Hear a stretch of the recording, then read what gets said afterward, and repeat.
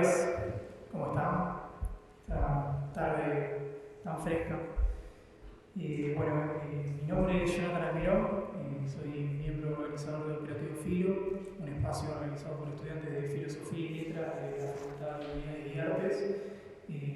Si quieren conocer un poquito más sobre nuestra trayectoria, los invito a ver nuestras redes sociales. Nos encuentran como Operativo Filo tanto en Instagram como en YouTube. Queremos arrancar agradeciendo cordialmente a Anabel Hernández, directora de nuestra Escuela de Filosofía, por brindarnos el apoyo y el espacio para todas las actividades.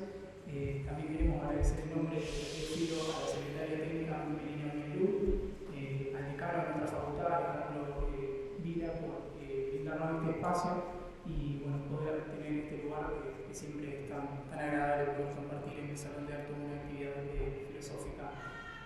También agradecemos al Poeta Rabioso, la librería que viene acompañando todas las actividades desde el comienzo. Quería hacer estos agradecimientos antes de comenzar. Obviamente a Eduardo García Isordo, que desde el primer momento se mostró interesado en participar de una actividad con nosotros y en organizar futuras actividades en conjunto con otros profesores también. Es un profesor con el que vengo cursando hace mucho tiempo, muchos cursos, y es una cordialidad enorme y es un agrado tenerlo hoy con nosotros exponiendo su trabajo. Voy a presentarlo leyendo su currículum. Él es doctor en Humanidades y Artes, con mención en Filosofía, licenciado y profesor en Filosofía por la Facultad de Humanidades y Artes de la Universidad Nacional de Rosario. Se desempeña como codirector del Centro de Estudios de Psicoanálisis, Retórica y Filosofía de la Facultad de Psicología de la UNR y del Centro de Estudios de Filosofía y Psicoanálisis de la Facultad de Humanidades y Artes de la misma universidad, en la que también es docente de la Cátedra de Teoría de la Lectura y del curso libre La Lectura Alegórica en los escritos de Walter Benjamin en la Escuela de Filosofía de la Facultad de Humanidades y Artes. Participó en publicaciones colectivas de libros y publicó artículos sobre estética, retórica y filosofía contemporánea. Integró varios proyectos de investigación. Actualmente es miembro de los proyectos de investigación Arte y Crítica Social en el marco del proceso de desdiferenciación artística radicado en el Instituto de Humanidades y Ciencias Sociales de la Facultad de Humanidades y Ciencias. Y Sexo y Filiación en las Eróticas Contemporáneas, radicado en la Secretaría de Investigación de la Facultad de Psicología. Para finalizar esta presentación y dar paso a la conferencia, me gustaría recalcar que, justamente esto que decía, es un honor tenerlo Eduardo, un investigador que se planta desde un lugar muy contundente dentro de lo que es el corpus textual benjaminiano y que, frente a esa apuesta, lo que hace es enriquecer la labor del pensamiento que siempre busca ir más allá de los límites o de los cánones establecidos. Te escuchamos.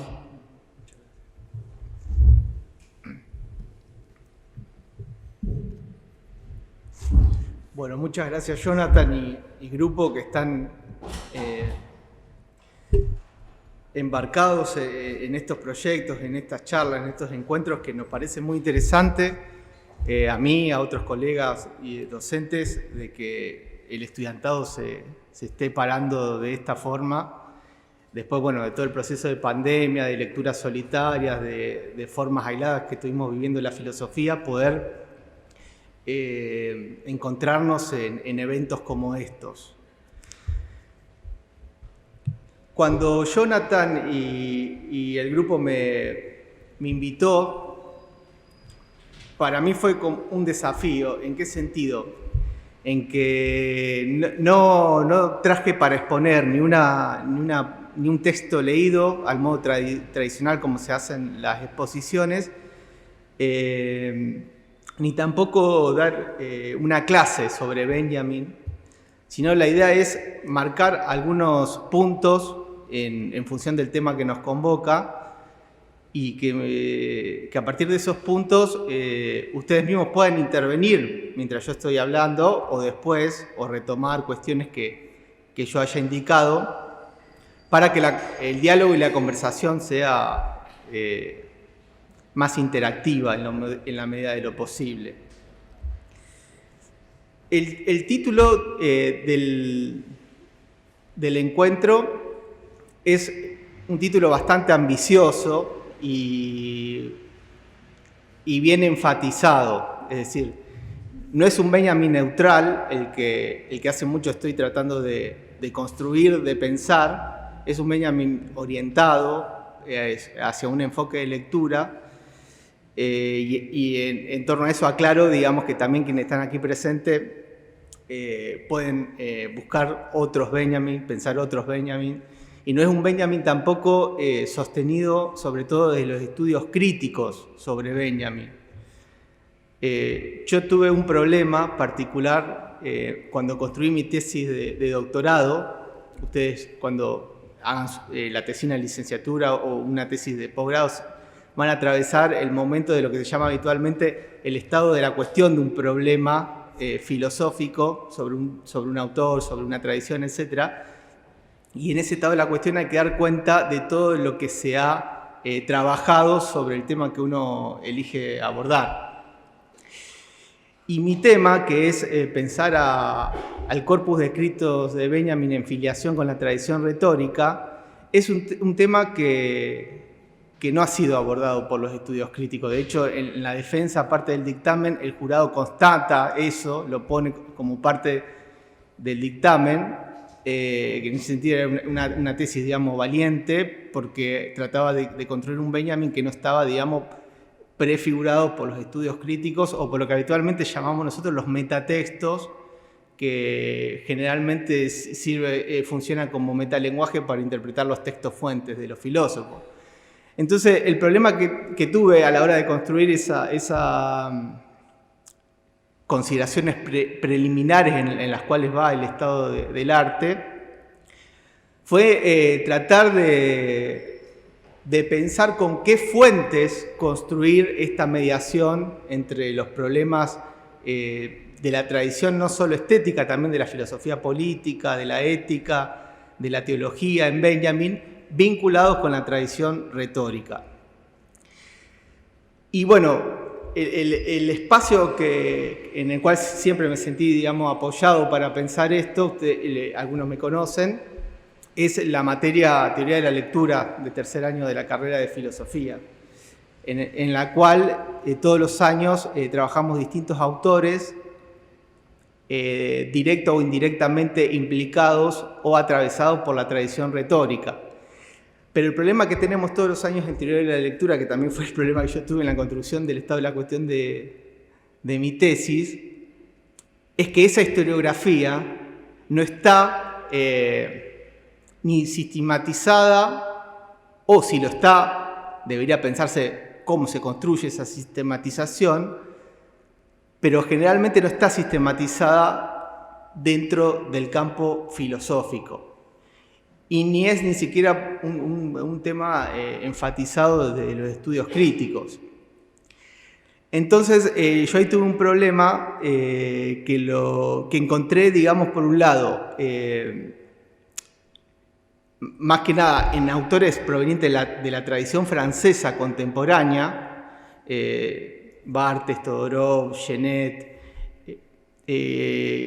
Foucault, todos, digamos, filósofos franceses e intelectuales franceses que a partir de los 60 y de los 70 están atravesados por dos cuestiones fundamentales, una por la lingüística del habla y otra por el retorno de la retórica a partir de la filosofía de Nietzsche, que han intentado pensar cómo funciona esta tradición en el interior del discurso filosófico. Y por lo general lo que aparece en estos intelectuales es pensar a esta tradición en algo así como un saber en ruinas o una tradición atomizada que en el momento que es leída, en el mismo momento que es leída, es construida su historiografía. Es decir, que no predispone una historiografía aséptica, ni organizable, ni sistematizable, como sí existe en otros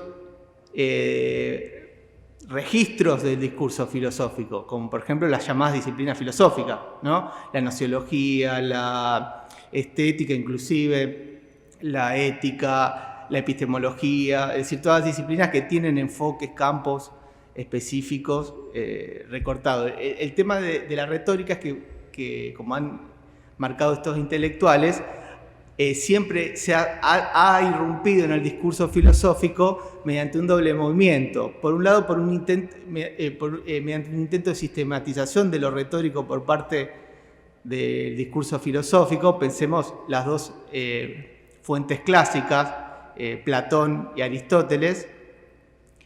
Pero por otro lado, a su vez, también en ese intento y movimiento fallido de sistematización, lo retórico retorna en el propio discurso filosófico para irrumpir y presentarse como algo que el propio discurso filosófico no puede fagocitar y no puede del todo, neutralizar, por decirlo así. Entonces, la pregunta que yo encontraba en torno a esto en el corpus de escrito de Benjamin iba por distintas direcciones o distintos planos de análisis. Por un lado, tiene que ver de cómo se presenta el llamado corpus de escritos de Benjamin, que es un problema. ¿Por qué es un problema? Quiero aclarar una cuestión. Cuando yo hablo de problema o malentendido, la idea es atravesar justamente los textos filosóficos desde ese lugar, darle un valor productivo al malentendido o a las tensiones que atraviesa pensar un texto filosófico y no asociar al malentendido a una idea de confusión o imprecisión conceptual, sino que justamente todo lo contrario. Creo que en el malentendido y las tensiones que habilitan un texto filosófico están los problemas a pensar. Y en el caso de Benjamin, no encontramos una obra completa. Si bien existe la edición de Tiedemann y Bepenhäuser, y ahora hay una actual más extensa también, en la cual se intenta reunir la mayoría de sus escritos que han quedado en el archivo Benjamin, ya ese montaje, esa construcción de esos escritos dispone de una organicidad que no necesariamente siempre reconoce o pone la marca en el estado de desmembramiento y de no sistematización que atraviesan los escritos de Benjamin. Entonces, con esto que quiero decir, que cuando estaba pensando cuál es uno de los modos en los cuales retornan lo retórico en los escritos de Benjamin, tiene que ver con esto que estaba hablando recién, de que no podemos encontrar en sus escritos textos que en principio o a priori sean clasificados mediante las taxonomías habituales del discurso filosófico, ni los problemas que él aborda tampoco, sino que lo que encontramos en Benjamin siempre es, por decir así, interferencias en los problemas abordados, interconexiones, interrupciones. Una de las palabras del encuentro de hoy es interrupción, que tienen un valor productivo y se sitúan como condición de posibilidad de la producción del texto. Digamos, no funciona como algo, como un déficit, sino como un valor productivo de la textualidad que él construye, que le inscribe. Y entonces, con esto, ¿qué nos pasa? Nos pasa que cuando abordamos sus textos, nunca podemos dejar de pensar, mi interés es nunca dejar de pensarlo desde ese tembladeral que el mismo texto pone en juego con respecto a las disciplinas filosóficas tradicionales. Por eso vamos a ver, no sé, por ejemplo, en textos como de filosofía de la historia, las famosas fragmentos de filosofía de la historia, no aparece solamente un discurso sobre la historia, sino aparece pensado lo histórico, mediado, por ejemplo, por tradiciones absolutamente ajenas entre sí o no sintetizables, como es el imaginario teológico judío y el materialismo histórico, ¿no? Pero Benjamin, justamente lo interesante de ese texto, que a partir de esa tensión entre teología y materialismo histórico, Benjamin piensa lo histórico más allá de la mera asepsia de cómo, por ejemplo, el ideal de la filosofía del sistema ha pensado la filosofía de la historia. Ya pensemos, por ejemplo, pongamos como lugar dentro del discurso filosófico, la filosofía de la historia hegeliana, o dentro de la historia, del discurso de la historia, propiamente dicho como ciencia social, el historicismo, ¿no? Entonces justamente él ahí produce una tensión, que en esa tensión entre tradiciones incompatibles entre sí, se produce un texto. Bien, eso en cuanto a ese punto en particular, lo podemos encontrar en millones de otros lugares. Por ejemplo, también en sus textos llamados estéticos políticos, cómo piensa las formas artísticas, sobre todo a partir de los años 30, de las vanguardias y las formas artísticas post-auráticas, en función de problemas que podríamos llamar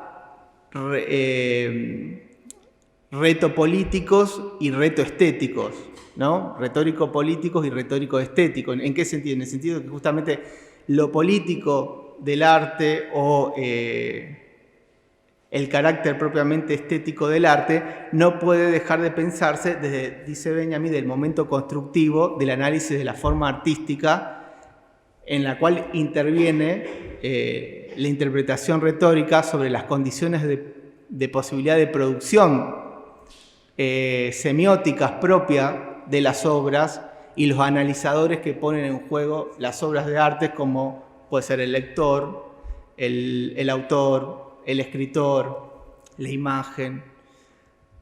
Todas categorías que también hay que siempre advertir. Yo anteriormente hablaba que siempre que citamos a la tradición retórica, la citamos como un saber en ruinas o como una tradición atomizada. Ese modo de citarlo tiene que ver, pensaba en una frase de René Char, un aforismo de René Char que cita a Bárbara Kazan en un libro que estamos trabajando este año en teoría de la lectura, que se llama Cómo hacer de verdad cosas con palabras, que es un continuo diálogo que tiene Bárbara Kazan con Austin, y pensar cómo en la pragmática de Austin y en Austin puede haber un modo particular de resignificar la tradición retórica en una escena contemporánea de la filosofía, ¿no? Y ella ahí cita el aforismo de René Char, que también ha sido muy citado en la contemporaneidad por Arendt y muchos filósofos contemporáneos, un aforismo interesante para pensar la tradición en este escenario conflictivo que estoy marcando. Y el aforismo de René Char dice que nuestra herencia no está precedida de un testamento, ¿no? Es decir, no está precedida de una garantía, no está precedida de lo que yo anteriormente llamaba de una historiografía aséptica o disciplinar que paute qué es lo retórico, sino que lo retórico se va construyendo contemporáneamente a partir de este movimiento disruptivo de apropiarse y hacer uso de una tradición que siempre retorna o es reinventada bajo la forma de la ruina, que también es una forma y una figura que Benjamin ha utilizado mucho no solamente como figura alegórica, sino como condición de posibilidad de la producción textual. El texto como ruina, el texto como conjunto de fragmentos en el cual las tradiciones son citadas y las tradiciones aparecen reunidas en un espacio textual que en principio, si no fuese por esas operaciones de cita y de lectura, nunca se encontrarían, ¿no? O desencontrarían encontrándose, por decirlo de otra forma. Entonces, ¿qué le decía con respecto a este aforismo que cita Kazan de René Char? Que me parece muy interesante y muy potente. Que parte de estos usos que se hace desde la retórica como tradición atomizada aparece en la semiótica como una disciplina humanística, una ciencia humana contemporánea, pero parcializada, podríamos decir, ¿no? Y no es casual que yo anteriormente comenté que cuando traté de encontrar cierto basamento historiográfico, ciertas lecturas contemporáneas historiográficas sobre el arte retórico y sobre la tradición retórica, me haya podido sostener mucho desde los franceses. ¿Por qué? Digo, porque justamente es la semiótica a partir de Saussure y sobre todo a partir de la lingüística del habla, en la cual en Francia se instala como un problema a tratar, deviniendo la misma semiótica una ciencia, ¿no? No es el caso como lo trabaja Benjamin, no trabaja los semióticos de un lugar científico, pero sí es indudable que parte de la retórica, así como anteriormente dijimos, una forma de sobrevivencia, hallarla en el pragmatismo de Austin, otra forma de sobrevivencia es encontrarla atomizada en los problemas semióticos contemporáneos. Ahora, el tema que en Benjamin, estos problemas semióticos que él trabaja, fundamentalmente vinculado a la tradición de la retórica, aparece mediado por el discurso de la estética, es decir, no aparece vinculado bajo el enfoque de la semiótica como disciplina científica, siendo que él mismo vive ese momento histórico y de hecho hace críticas él ve una concepción instrumental del lenguaje y totalizadora del lenguaje en la ciencia del lenguaje contemporánea.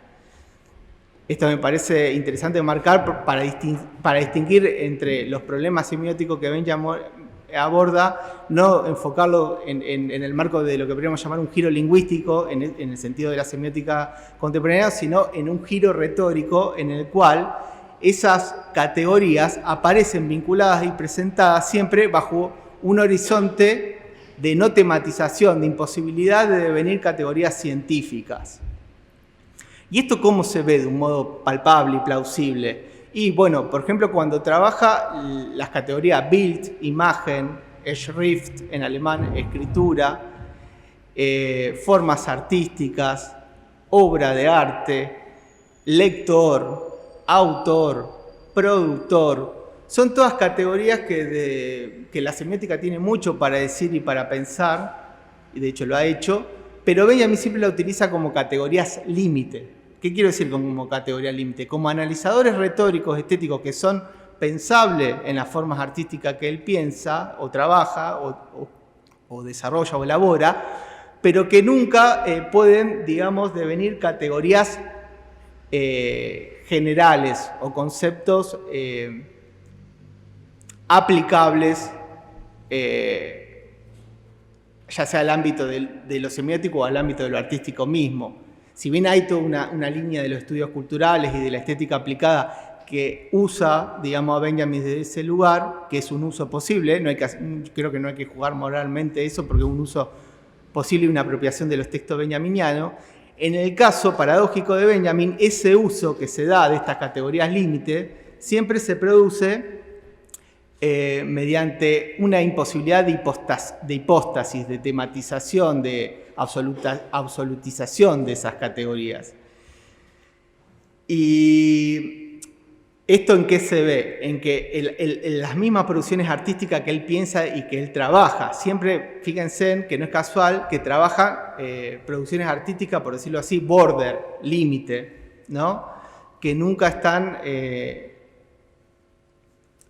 en la instancia, digamos, de la consumación, sino en la instancia de la caída de un género o en la irrupción de algo inédito o en el límite entre aquello que los críticos de arte de la época o inclusive la estética no puede pensar, ¿no? Esto, por ejemplo, si ustedes recuerdan las categorías, los momentos y movimientos artísticos que él suele trabajar son el Trashbill alemán, que bueno, que como él insiste en toda su tesis de habilitación sobre el origen del Trashbill alemán, insiste en marcar que justamente es una forma artística que no es ni homogeneizable bajo el imaginario de la poética tradicional aristotélica ni de las poéticas modernas que se fundamentan en el imaginario clasicista aristotélicas de la poética francesa del siglo XVII y siglo XVIII, ni tampoco al modelo de la tragedia moderna como forma consagrada, ¿no? Entonces él ahí busca una forma límite en el cual, si les parece, leo un fragmento en el cual él marca este momento de tensión como para ir una parte de un texto de Benjamin.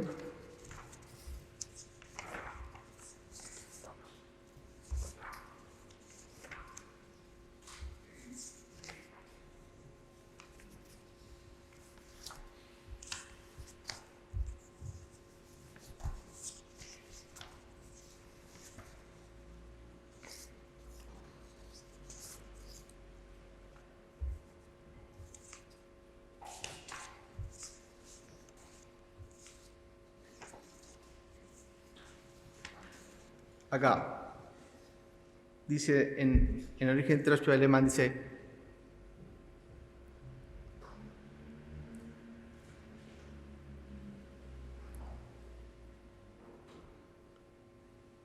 acá, ni la crítica ni tampoco los criterios de una terminología, esto es importantísimo, los criterios de una terminología, esto que anteriormente comentaba de que en su textualidad está continuamente trabajando forzosamente con esto, de impedir que el discurso filosófico, en este caso de la estética o de la crítica de arte, devenga una terminología, ¿no? Después vamos a volver sobre esto de la terminología en una carta que él le escribe a Hofmannsthal en la década del 20. Dice: ni la crítica ni tampoco los criterios de una terminología, piedra de toque de la teoría filosófica de la idea en el arte, se forman bajo el parámetro de comparación externo, sino que lo hacen de manera inmanente en un desarrollo, dice, podemos traducir del habla formal o el lenguaje formal de la obra. El significante alemán es Formen Sprache, ¿no?, que exterioriza su contenido a costa de su efecto.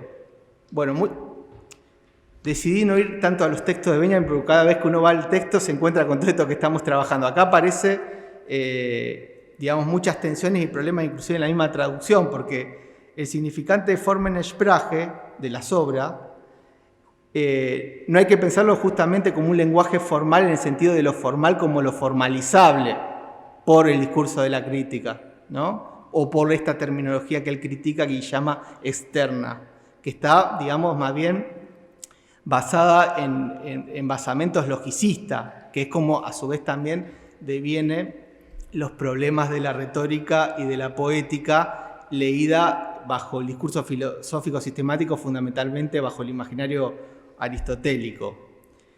Sino que esta cuestión lo que podríamos llamar el habla formal de la obra, o el lenguaje, o la lengua formal, no me suena cacofónico, de la obra, hace referencia a ese momento, por eso me parece mejor habla traducir, a ese momento de acto, de irrupción, en que la obra irrumpe y es leída, en el momento en el cual la terminología de las categorías no pueden absolutizar el movimiento mismo que la obra produce y que la presenta como anómala y que se sustrae al propio movimiento de categorización de la terminología filosófica.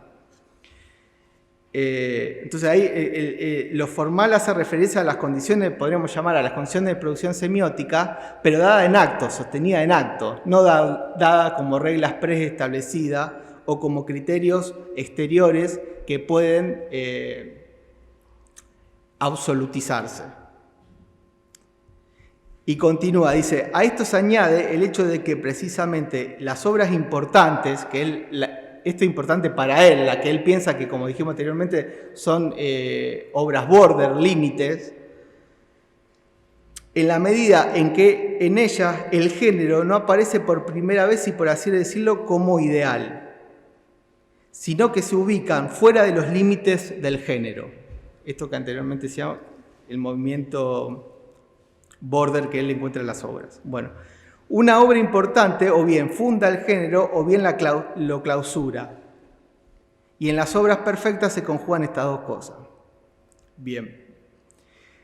Esto está íntimamente vinculado con otra expresión que también aparece en origen de Trashbil alemán, otra cita en la cual él hace un parentesco o una comparación entre lo que llama el movimiento vital del habla, del habla como digamos, fenómeno lingüístico discursivo, y las obras de arte. Él encuentra ahí como una dinamicidad común.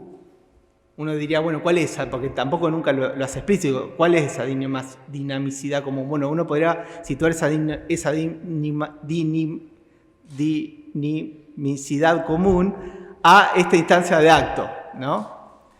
Irreductible, que no puede ser nunca sustituible por la teoría, ¿no?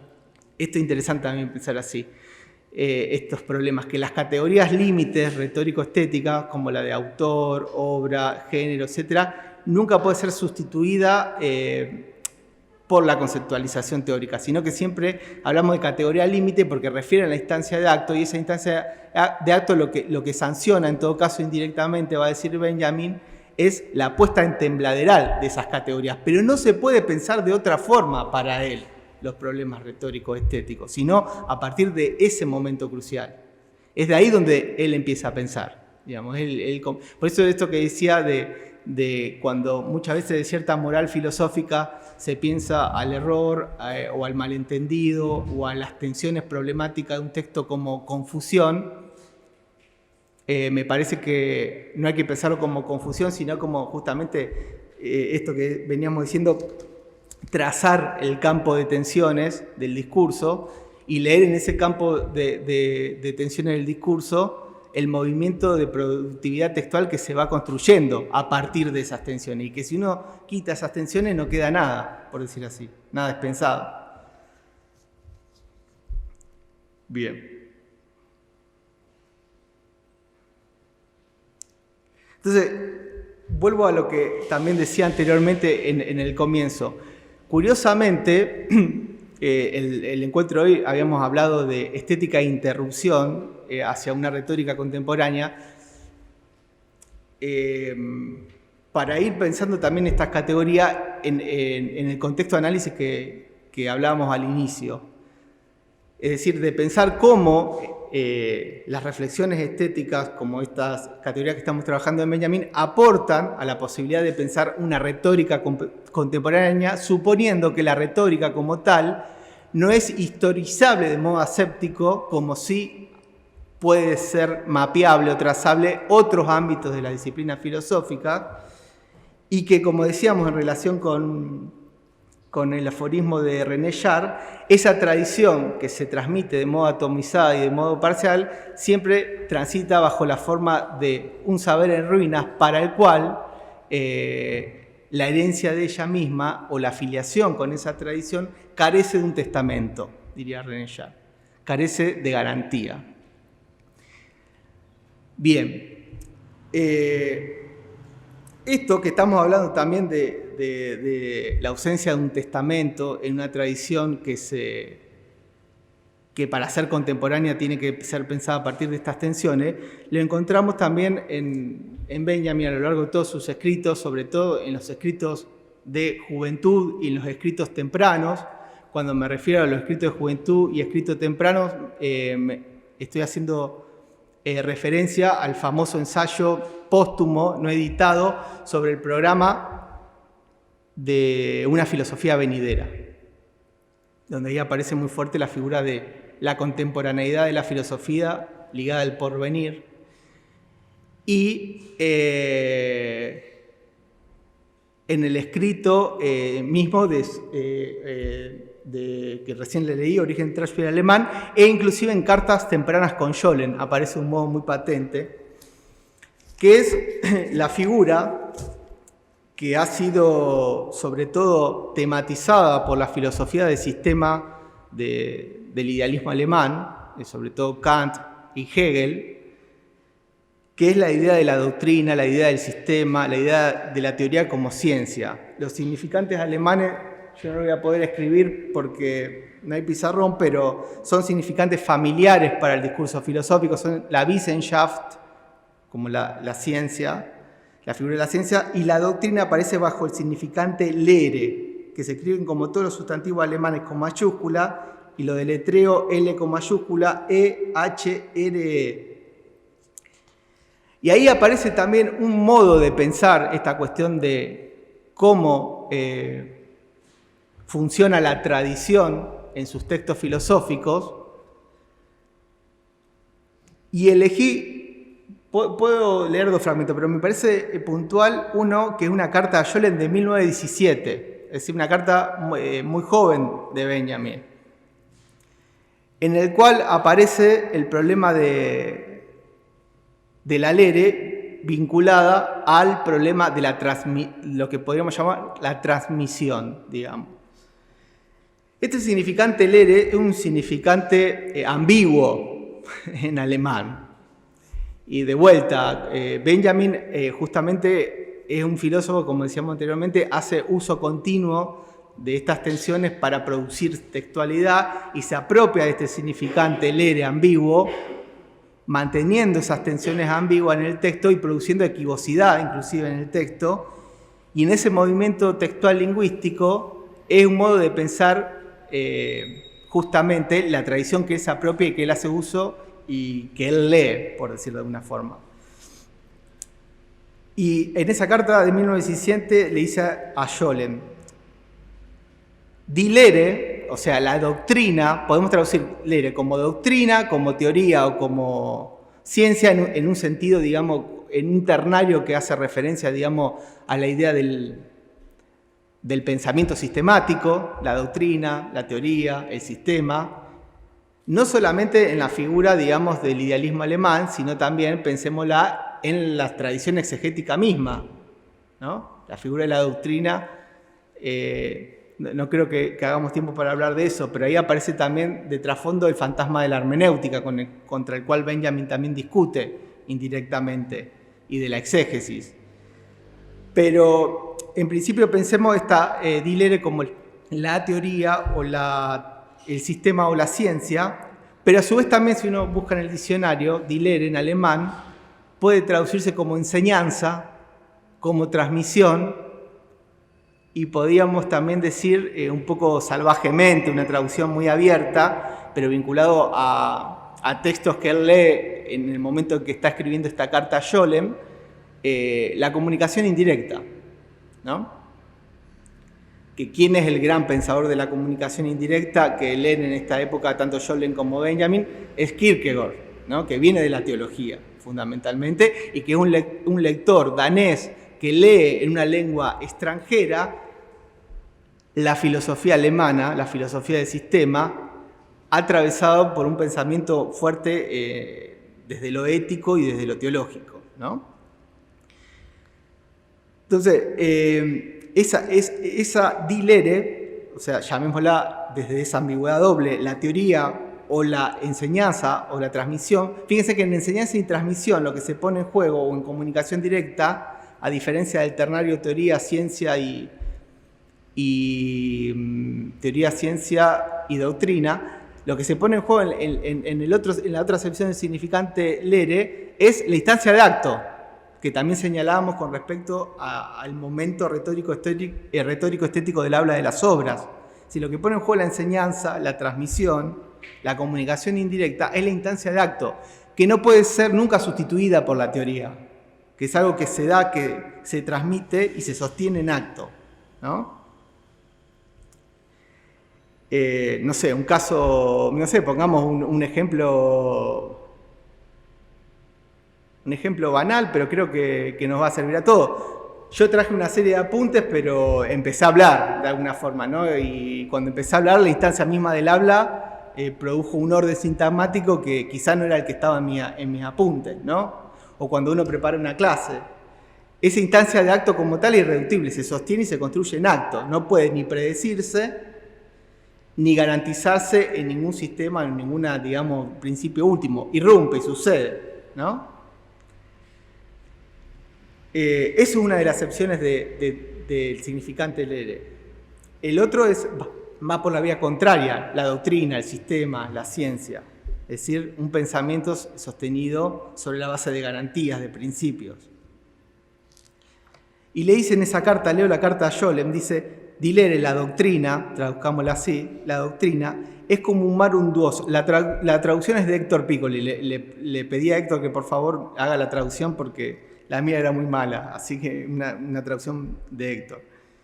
La doctrina es como un mar unduoso, pero para la ola, si la tomamos como imagen del hombre, todo depende de entregarse a su movimiento de modo tal que crezca hasta la cresta y se precipite echando espuma. Acá aparece vinculado, uno diría, la cuestión de la di lere, vinculado a esta figura del movimiento del mar, que es un movimiento de destrucción, ¿no? Es decir, fíjense cómo estas cuestiones, o el problema de la transmisión de la tradición, o la transmisión de la doctrina, o la transmisión de la teoría, está dada bajo este movimiento de pérdida, de destrucción o de inscripción parcial de aquello que es citado en la propia apropiación de quien hace uso de una tradición. Todo esto lo digo en el contexto de lo que estamos pensando, de cómo podemos tratar de mapear o trazar un uso contemporáneo de esta tradición expulsada por el propio discurso filosófico, la retórica, en los escritos de Benjamin. Bien. En Origen de Trashfield alemán utiliza ese mismo significante en un momento también.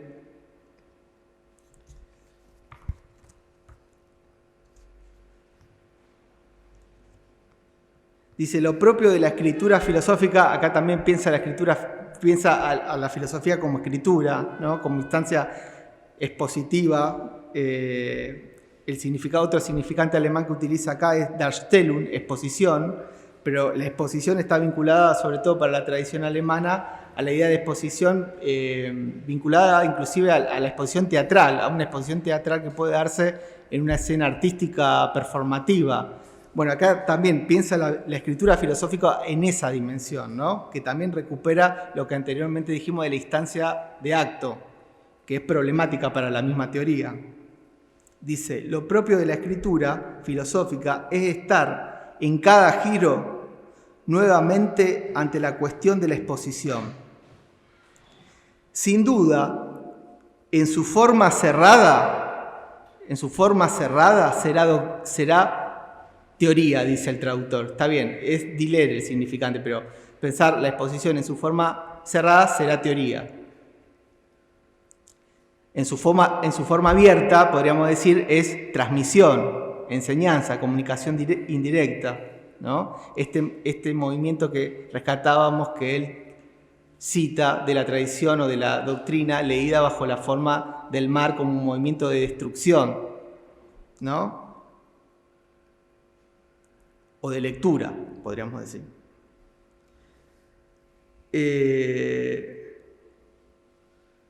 Y luego, más anterior, avanzado el texto, habla que justamente los sistemas filosóficos del siglo XVIII y del siglo XIX, anteriormente hablamos del idealismo alemán, han pensado Dilere fundamentalmente en esa sintonía, en esa forma de la teoría o del sistema, en su forma cerrada.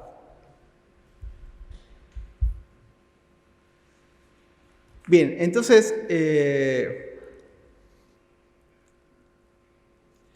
voy retomando algunas cosas que tuvimos hablando de Benjamin en vinculación de sus corpus de escritos con marcas retóricas. Hicimos el vínculo entre lo estético y lo retórico. Quedaron algunos temas, después quizás volvemos. Los voy a enunciar ahora, por si después me olvido. Este movimiento a su vez se da, lo digo a modo de indicación histórico-textual de sus escritos, se da en la particular apropiación que él está haciendo simultáneamente del romanticismo de Jena, ¿no?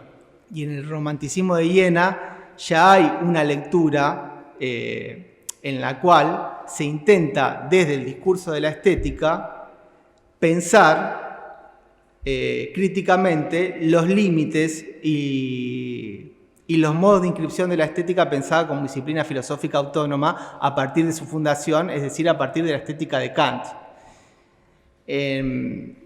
Una frase que aparece en su tesis doctoral al respecto, que a él le interesa mucho marcar de los románticos de Jena, es que justamente dice, leo una frase de su tesis doctoral, dice que en los románticos la reflexión, categoría kantiana vinculada a la estética, ¿no? Los románticos la piensan libre del yo. Ich freie Reflexion. La reflexión libre del yo es una reflexión en el absoluto del arte. Es decir, piensan todo aquello que en el kantismo funciona, por decir así, como ámbito del incondicionado, que es propio de la razón, no del entendimiento, digo la razón en sentido técnico de Kant, de la Vernunft, no de Verstand, todo aquello que es ámbito de la razón, lo que le interesa marcar a Benjamin, que estos románticos de Viena lo piensan en el dominio del arte, ¿no? Es decir, hace podríamos decir, una transposición del fundamento del incondicionado, pensado en términos idealistas subjetivos, situados en la figura del sujeto, al ámbito del arte. Y cuando hablamos del ámbito del arte empieza los problemas retóricos, estéticos, límites que veníamos diciendo, el problema de los géneros, el problema de las obras de arte, el problema de la escritura, el problema de Die Sprache, del lenguaje. Todos problemas que tanto para los románticos como para Benjamin y tempranamente también para Hamann, es la crítica que le hace Hamann a Kant, el kantismo ha dejado de lado, ¿no? Hay un escrito muy temprano de Hamann, que Benjamin lo cita en el texto que anteriormente yo aludía sobre el programa de la filosofía venidera, donde Hamann de alguna forma se pregunta, bueno, el sujeto trascendental no habla, digamos, ¿no? No lo dice así literalmente, pero uno encuentra esa pregunta. Es decir, no está atravesado por la opacidad del lenguaje. Entonces, aparece en el kantismo el reconocimiento de un ámbito incondicionado.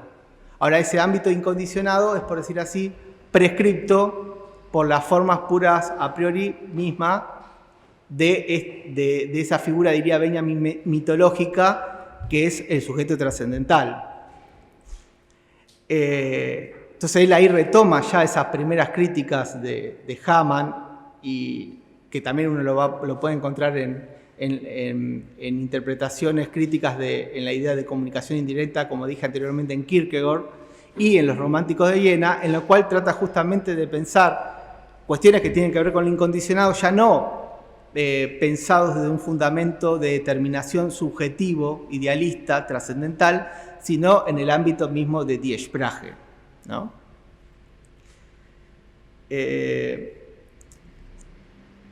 Bueno, eso es todo un tema a desarrollar se podría desarrollar un montón de elementos y mediaciones sobre eso, pero es un poco en relación con lo que veníamos hablando, donde uno puede encontrar cierto retorno de problemas de la tradición retórica mediado por la estética moderna ligada a estos autores que anteriormente dije, digamos, Kierkegaard, Hamann y el romanticismo de Viena. No así en el caso de Kant y relativamente tampoco así en el caso de Hegel. Si bien Hegel reconoce todos estos problemas en las lecciones de estética, uno podría decir que ha supeditado, si uno lo lee a Hegel por la vía sistemática, a la figura de la filosofía del sistema.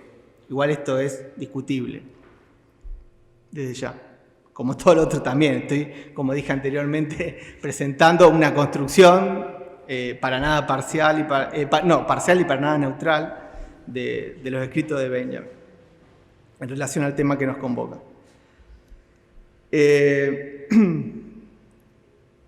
Bueno, no sé cuánto estamos de tiempo. ¿Estamos bien? Bien. Bueno, sobre esto no sé si quería agregar algo más. Bueno, todo esto tiene que ver...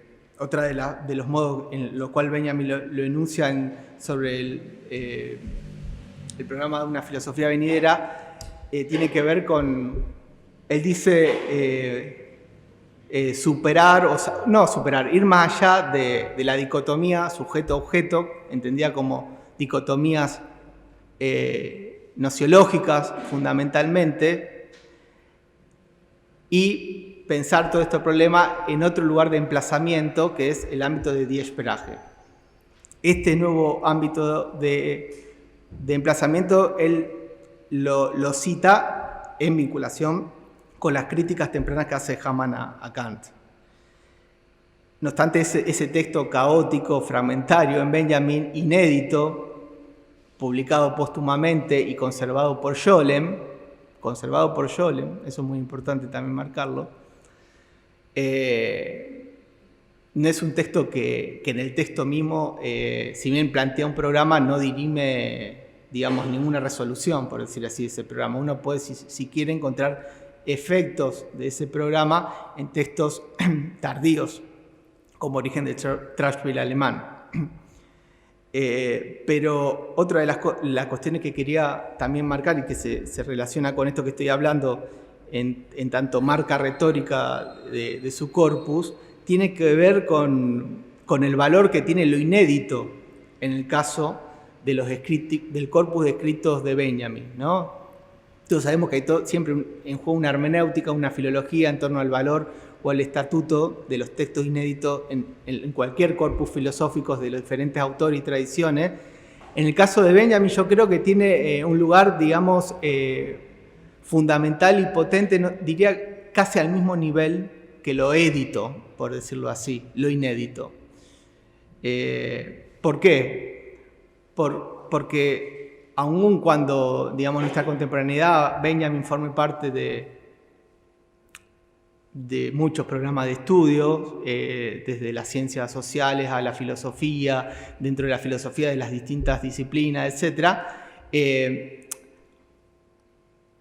ha sido un autor que, dicho mal y pronto, el corpus de escritos podría haber sido olvidado digamos, la noche de los tiempos, podría haber sido tranquilamente, digamos, relegado. Ahora, no fue así, ¿por qué? Porque existieron interlocutores muy fuertes en su época y transferencia de lecturas muy fuerte, como es el caso que marca.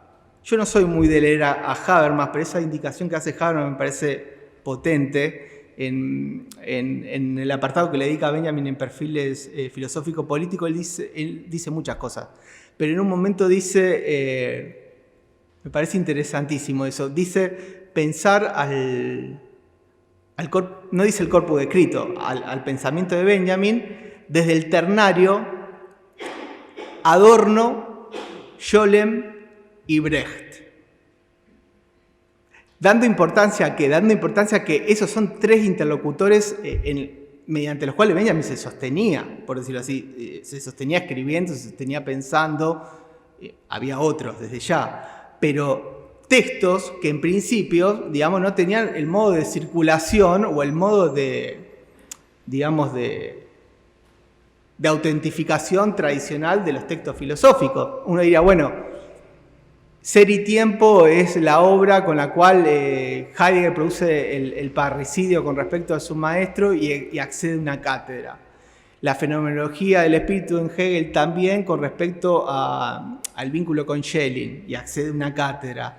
Esos actos, digamos, rituales que hacían las cátedras alemanas de la época, en Benjamin fue fallido, como todos sabemos. Origen del Trashbill alemán fue una tesis de habilitación que fracasó, que no pudo acceder a ninguna cátedra. Aun cuando después, curiosamente, Adorno, cuando presenta su tesis de habilitación, ya estando en conexión con Benjamin, admirándolo, fascinado, digamos, Adorno siempre tuvo una fascinación muy grande con respecto a los escritos de Benjamin.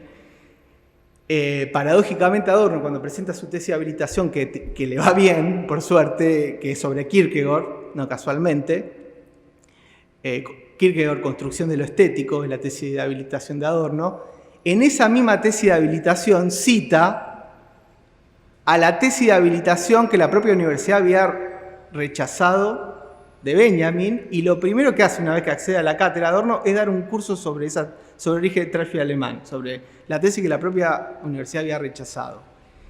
¿Qué quiero decir con esto? Sin estos interlocutores que sostuvieron los escritos de Benjamin, con los cuales Benjamin, digamos, existe la correspondencia, existe esto que decía anteriormente de Scholem, que guardó textos inéditos, esta cuestión de esta transferencia que tenía con Adorno, por momentos, digamos, favorable, por momentos tensional, como sucede después en los escritos de los años 30, que también remarca Habermas, que lo curioso, eso también es en Benjamin. Que así como decíamos que la tradición se transmite por la forma de la destrucción y la forma de la ruina, en lo que respecta a estos tres autores, señala Habermas, son tres autores que nunca podrían formar parte de una misma mesa y nunca podrían formar parte de una corriente común de pensamiento ni de texto, pero sí son reunibles de un modo fragmentario en un texto de Benjamin. De vuelta a esto que decíamos del modo de trabajar parcial y fragmentario de las tradiciones y de los interlocutores, aun cuando entre los interlocutores que él mismo citaba y con el cual tenía vínculo y en el cual sostenía su escritura, sus textos, su idea, lo que a él le interesaba pensar, eran muy disímiles entre sí y de hecho se detestaban. Adorno lo detestaba a Brecht, literalmente. Digamos, toda la correspondencia de las discusiones de Benjamin con Adorno en los años 30, el fantasma de fondo es Brecht para Adorno. Bien. Entonces, dos cuestiones ahí marcaría en términos retórica del corpus de Benjamin, que la importancia del interlocutor y la importancia de lo inédito de sus escritos, que sin una cosa y la otra no hubiésemos legado un corpus de Benjamin, ¿no?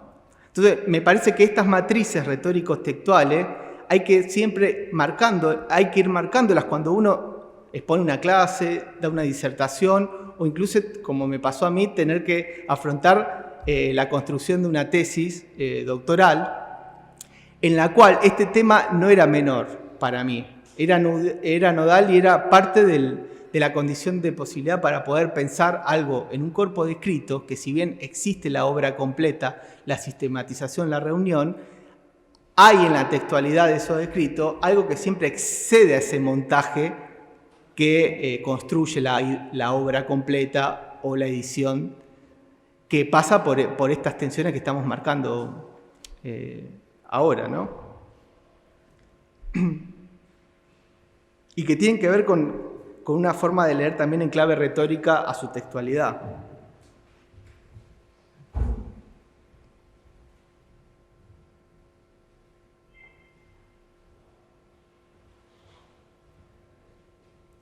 Y de ahí la figura de la interrupción, que otra figura que aparece continuamente vinculado a los vínculos transferenciales que él tiene con distintos autores y a las formas artísticas que elige trabajar. Bien.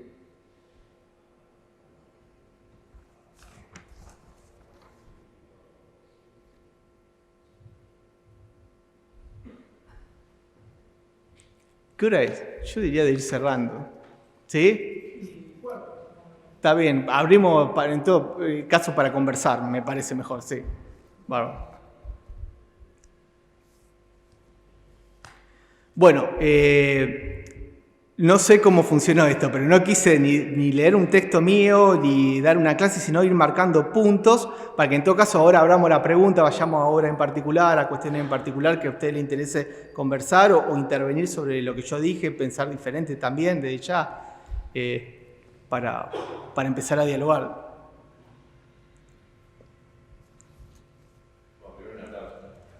Ah, bueno, gracias.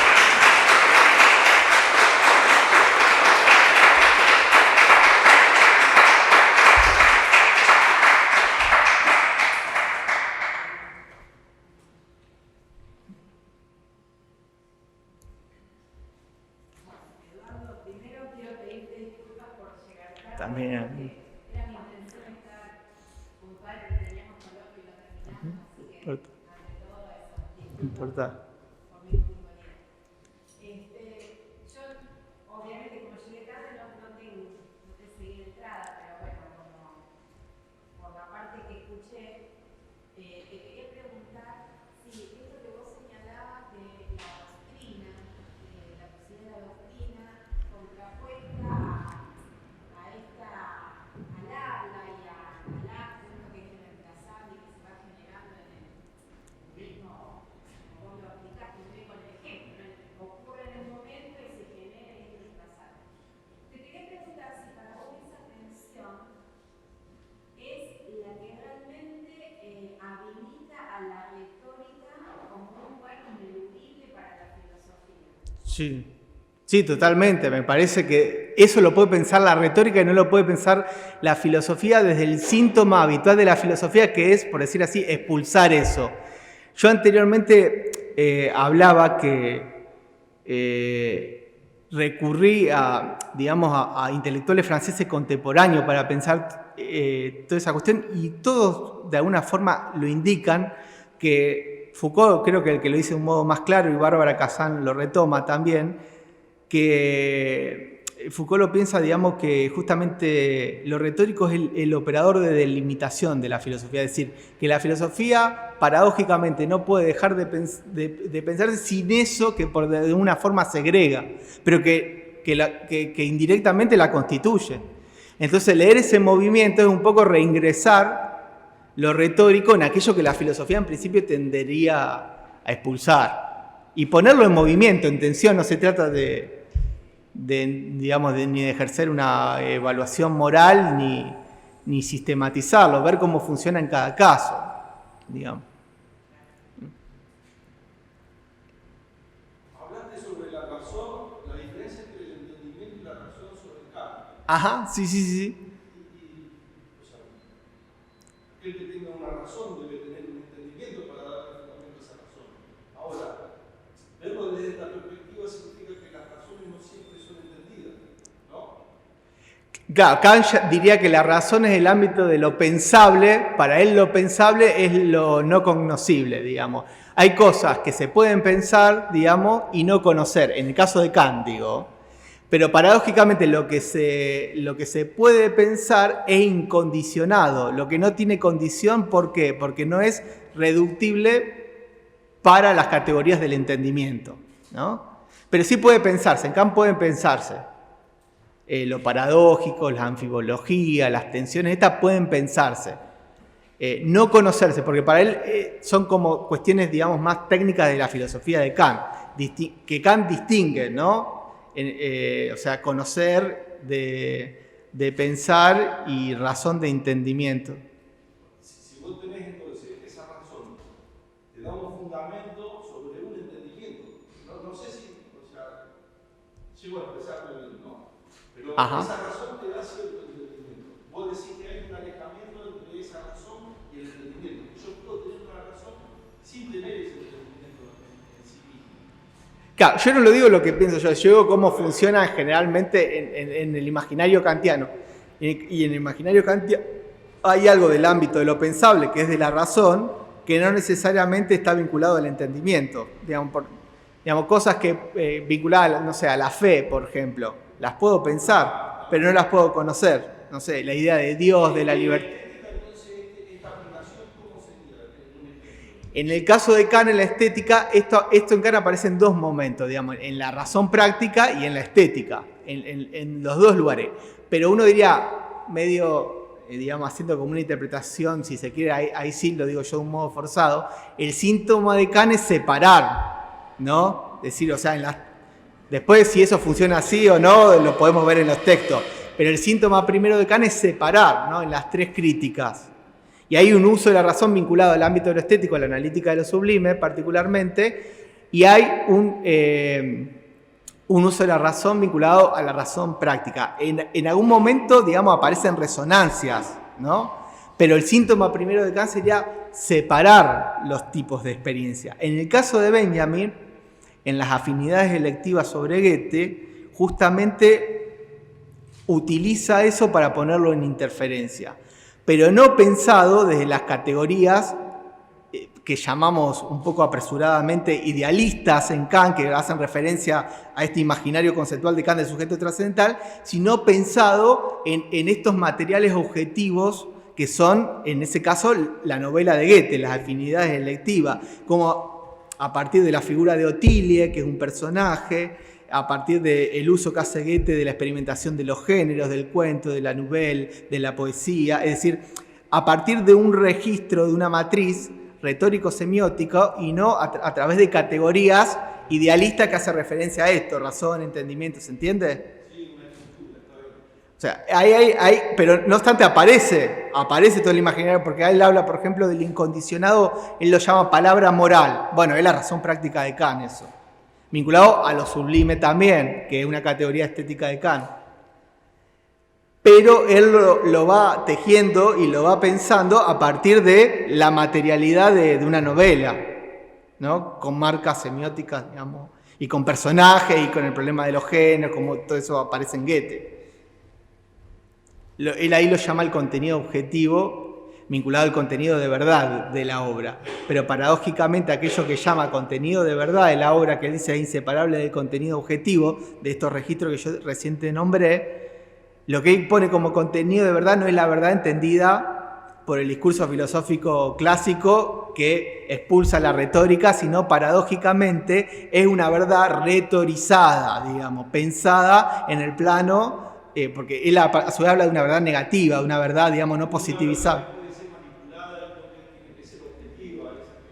Tiene una marca siempre objetiva, textual, digamos, pero no objetiva en el sentido de cómo puede pensarse la marca textual objetiva en, no sé, en el positivismo o en la hermenéutica, sino tiene una marca textual en el sentido de que tiene un registro textual con el cual el crítico trabaja.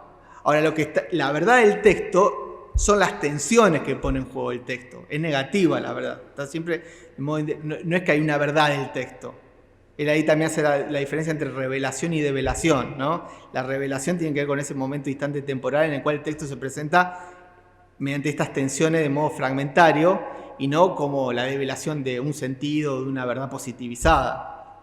Pero paradójicamente él sigue sosteniendo esas categorías que son clásicas dentro de la filosofía, pero podríamos llamar en un contexto de análisis estético, retórico, semiótico, vinculado al contenido objetivo y a la materialidad del texto.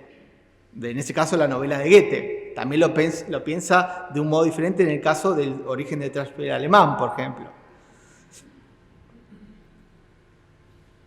Sí. Yo no termino de entender la idea de pensar transitando el malentendido. Ajá. Quizá porque personalmente tengo más afinidad con ciertos pensadores más sistemáticos. Según lo que dijiste, el malentendido es productivo. Es productivo. Condición de posibilidad para la lectura. Si no hay malentendido, no hay lectura. Y es productivo en tanto se transita para llegar a una solución a ese malentendido o solamente por transitar. Se transmite de modo indirecto y forma parte de la instancia de acto. No se puede prefigurar, por decirlo así. Te pongo un caso. Cuando Kierkegaard, yo nombré anteriormente la tesis de habilitación de Adorno, o podemos pensar dialéctica negativa de Adorno. ¿Qué hace Kierkegaard con respecto a Hegel, por ejemplo? ¿No? Produce un hachazo con respecto a la obra y de ahí saca un hilván y lo lee, ¿no? Uno diría, no es la lectura del Hegel sistemático que van a hacer los hegelianos de derecha que leen a Hegel bajo la figura del sistema, e inclusive aquellos momentos donde el sistema de Hegel no cierra, los discípulos se encargan de hacerlo cerrar. ¿Se entiende? O sea, el malentendido me parece ahí donde el lector encuentra una inconsistencia a partir de la cual comenzar a pensar. Pero no es previsible. Yo te lo puedo decir a este movimiento en función de que existió Hegel, existió la lectura a Prekub, hacia atrás de Kierkegaard, y existió Adorno que marcó esos momentos, ¿se entiende? Pero yo eso no te lo podría como predecir o anticipar desde Hegel, ¿se entiende? Pero ahí hay algo de productivo, en el sentido que Kierkegaard evidentemente se desentiende con Hegel, pero eso es lo que le permite leerlo de alguna forma, en el sentido productivo del verbo, ¿no? No meramente reproducirlo o repetir el sistema bajo la ilusión del sistema, porque hay que ver cómo funciona eso del sistema en Hegel también, ¿no? Si el sistema se sostiene o no se sostiene, o es un ideal el sistema, ¿no? Pero en eso yo lo aclaro porque me ha generado muchos, en algunos casos malentendidos y en otros casos confusiones en muchos contextos de discusión. Y yo ahí distingo entre confusión y malentendido. Es distinta la confusión que el malentendido. La confusión puede venir de ignorancia o de mala fe, por ejemplo, ¿no? Yo algo que no tengo ningún tipo de, no sé, de conocimiento sobre lo que se está hablando y confundo, ¿no? O ahí por la vía de la ignorancia. O también de la mala fe. Decir no puedo pensar otra cosa más allá que eso, ¿no? A mí me ha pasado mucho eso de la vida de la mala fe, por ejemplo, cuando pensamos esto de lo retórico, porque ¿cuál es el síntoma del filósofo? Leer la retórica bajo la forma de lo que el filósofo dijo de la retórica.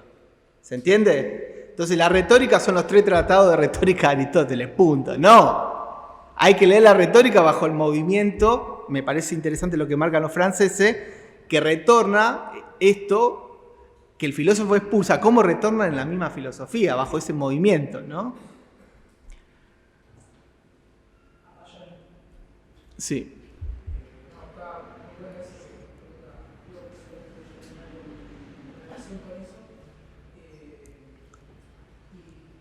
Algo que también es interesante que vos lo planteaste es como esa idea, de una manera hecha a tierra, digamos, la pretensión hermenéutica de una lectura, un sentido profundo que debe ser revelado y debe ser leído en esa obra, y ese sentido verdadero de la obra, en la cual yo lo compongo un sentido que ya está dado también. O sea, yo tengo que vivir ese espíritu espiritual que está, porque un juego que prefigura toda lectura posible. No hay clase práctica.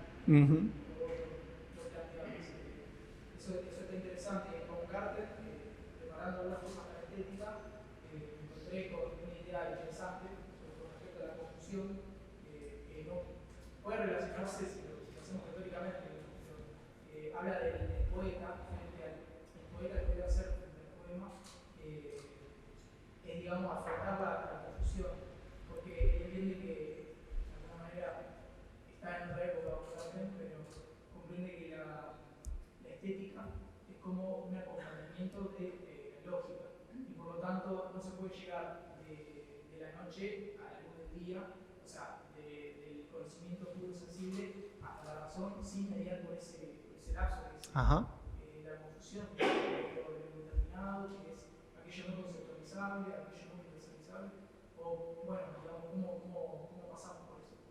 Y bueno, justamente viene al caso porque decía esto de que uno tiene que, no se llega al mediodía dando un salto de la noche al mediodía, sino que uno tiene que pasar por el alma, que justamente apuntar eso. Y bueno, en relación con eso, me interesa un poco esta cuestión de las obras perfectas, comentabas vos como a la vez que habilitan un nuevo género o clausuran otro, la figura con la cual empeñan que la poesía lírica, como de alguna manera lo que hace es justamente citar una tradición que ya estaba en desuso, si se quiere, que ya estaba siendo retomada, que un poco, si lo leemos análoamente, pasa algo similar con la historia. Es algo que es eludido porque, bueno, pretende sistematizarse, y eso es lo que hace acortar partes y mandar cada cosa en su lugar, digamos. Y bueno, cómo ir sintetizándolo, cómo en Baudelaire se da esto, ¿no? Que vos comentás, como una obra perfecta que en la época, en el siglo de la novela, en el momento en el cual la novela está en auge, viene a presentar lo que es la poesía lírica. Realmente la cita de la tradición, como esto que vos comentabas, efectuando una discusión porque no es la misma poesía. O sea, me gustaría que desarrolle un poquito por ese lado y ver, bueno, ahí la mediación retórica.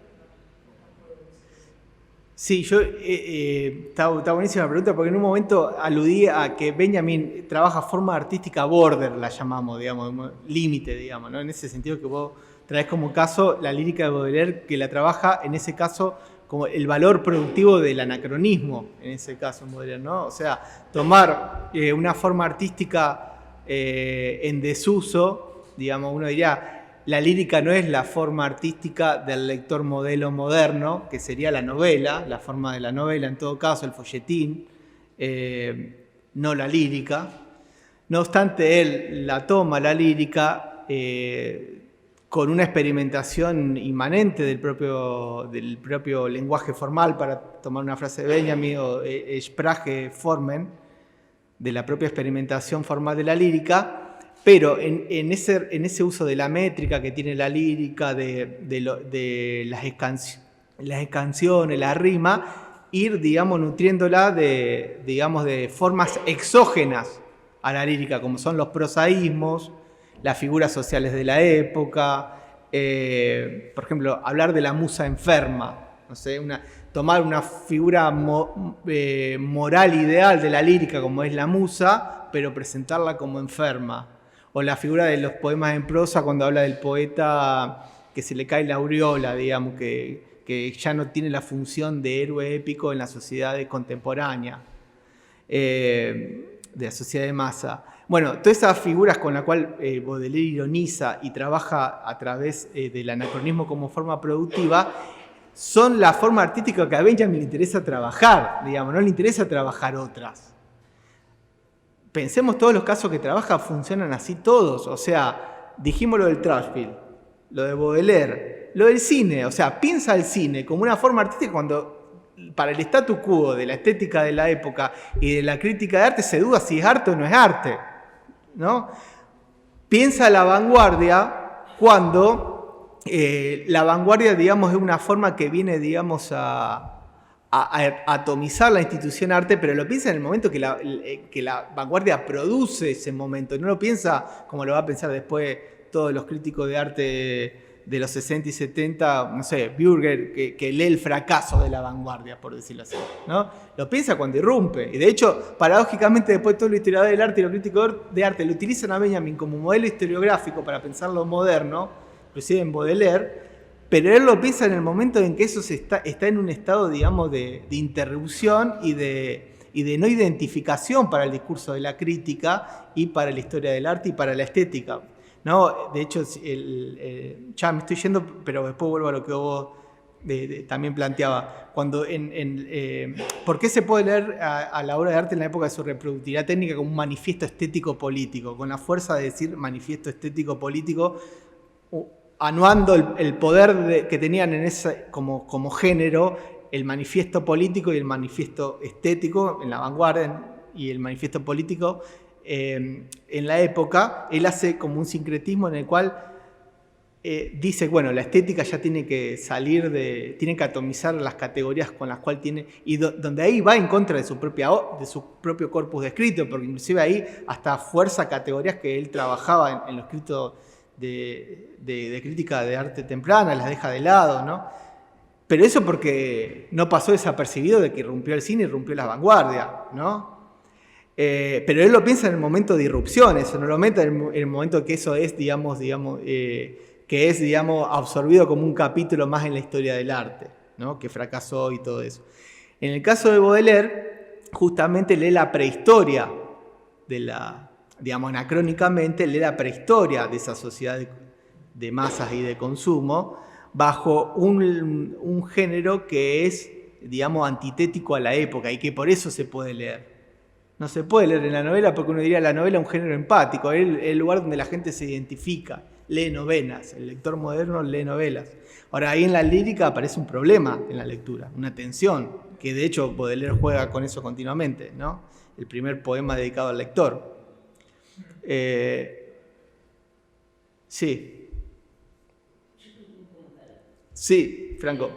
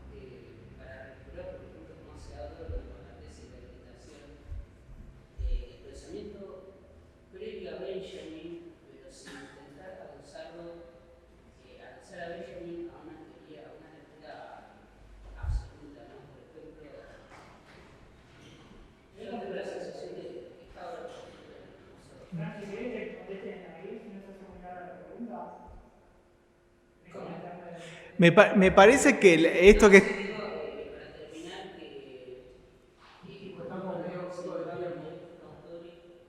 es intentar ver que Benjamin es disruptivo, pero no dio una obra donde dijera todo lo que tenía que decir, con Heidegger, con nadie, no podemos Claro, sobre eso, un poco de eso. te entiendo, me parece que en eso que te agradezco todos tus comentarios, Franco. Justamente me parece que recorrer caso por caso de todos los que vos nombraste es un modo de optar por una vía retórica y no caer en una hermenéutica, en el sentido de encontrar un sentido de totalización, suponiendo que existe una obra de Benjamin. De hecho, la idea es poner en tensión de que existe una obra de Benjamin. Si no existe un corpus de escrito, bueno, pensar cómo funciona ese corpus de escrito, y vos nombraste ahí casos puntuales, por ejemplo, la cuestión del narrador, la figura del narrador, de la novela, de los problemas retóricos-políticos, son todos casos, digamos, diferentes, y me parece que hay que ver ese sentido caso por caso, sobre todo porque Benjamin tiene ese modo de trabajar, inclusive cuando produce historiografía, digamos. ¿Qué quiero decir con esto? Cuando produce historiografía en el contexto de la obra de arte en la época de su reproductividad técnica en torno al arte, es una historiografía de ese caso que trabaja ahí. Cuando lo hace en Origen Trágico Alemán en torno a la alegoría moderna, es otro caso. En lo que vos trajiste en torno al narrador y al problema de la crisis de la experiencia, es otro caso. Entonces me parece que ahí saltar de caso en caso y en experimento sería una vía retórica que, digamos, que nos salvaría de la ilusión hermenéutica, si es que no queremos salvar de eso, si no, no, yo qué sé. Bueno, por ahí.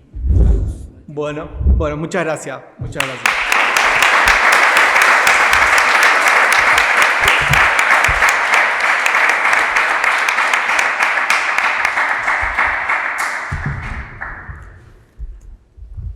Bueno, desde mi parte agradecer a todos quienes se acercaron acá a escuchar esta conferencia, agradecerle de nuevo a Eduardo porque sus aportes son siempre muy fructíferos para seguir pensando en estas cosas que no son nada fáciles de Benjamin, y bueno, es un placer enorme poder escucharlo en cada clase, digamos.